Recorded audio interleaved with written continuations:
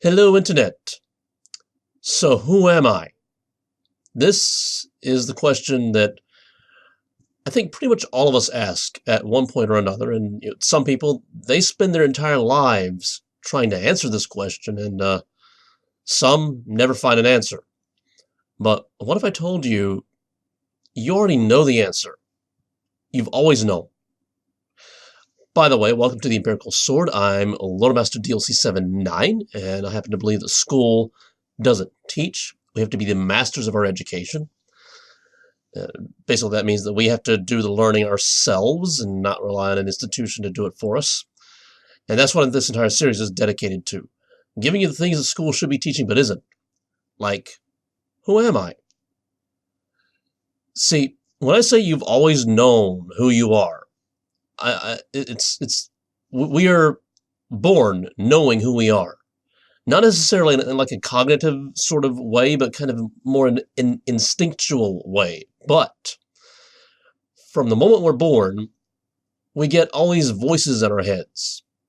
Parents, siblings, if you have brothers and sisters, other relatives.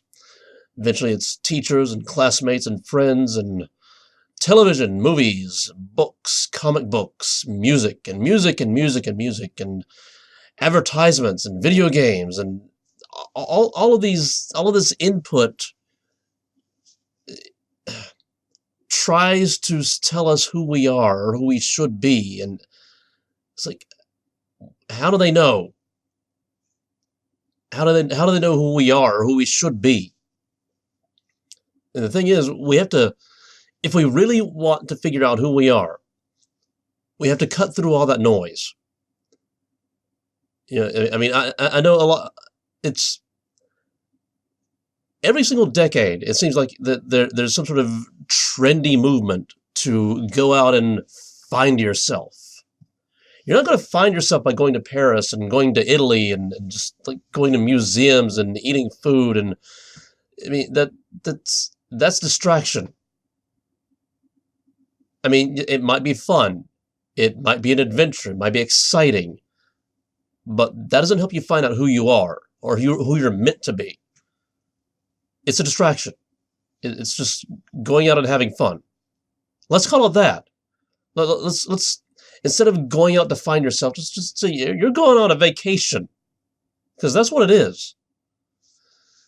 That's not self-discovery. Self-discovery, you need to go back through your. You need one, disconnect from the voices in your head as much as you can.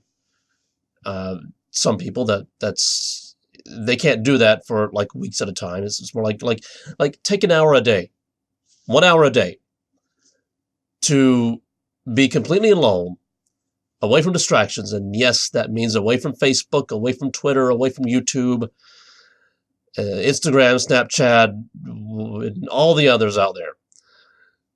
You turn off the TV, turn off the internet, turn off the music, and just disconnect. And be with yourself. That's the way you figure out who you are. Spend time with yourself. Not other people, not art museums, not fancy Italian restaurants in Rome.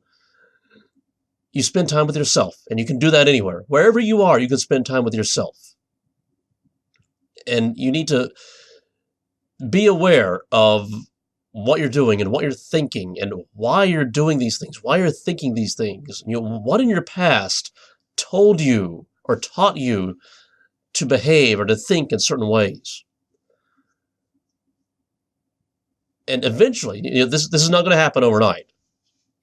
After 1 hour, you might have an idea of who you are, but you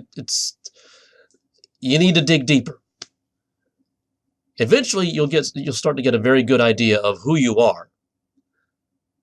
And that's when the real magic begins to happen, because once you know who you are, then you can start changing things you don't like. So many people out there, they change their hair, or they get a new tattoo, or they get some kind of plastic surgery, or they change their wardrobe, or buy a new car, thinking that that's going to fix whatever they're not satisfied with their lives. It's not. It's a temporary fix. It's a temporary rush of dopamine that makes you feel good, but it doesn't really fix what's wrong. It doesn't really fix the cause of your dissatisfaction. Usually people are dissatisfied with who they are. Once you figure out who you are, then you can start figuring out what parts of you don't like, and you can fix it. If you find out that you're the person who likes to punch people in the face and take their lunch money, maybe you need to fix that. But if you figure out that you're the type of person who wants to go over and hug a person who's just been punched in the face, but you feel ashamed or embarrassed or like it makes you weak, don't fix that. I mean, fix the embarrassment, fix the feeling of weakness, because no, you go freaking hug someone who needs it. We need more people like that. And we need less people who just want to punch people in the face and take what they have. Sorry, I went off a little tangent there. But yeah, that's the idea. Figure out what you like about yourself and what you don't like about yourself. Fix the things you don't like. Fix the things that aren't congruent with how society works. And amplify the things that are right.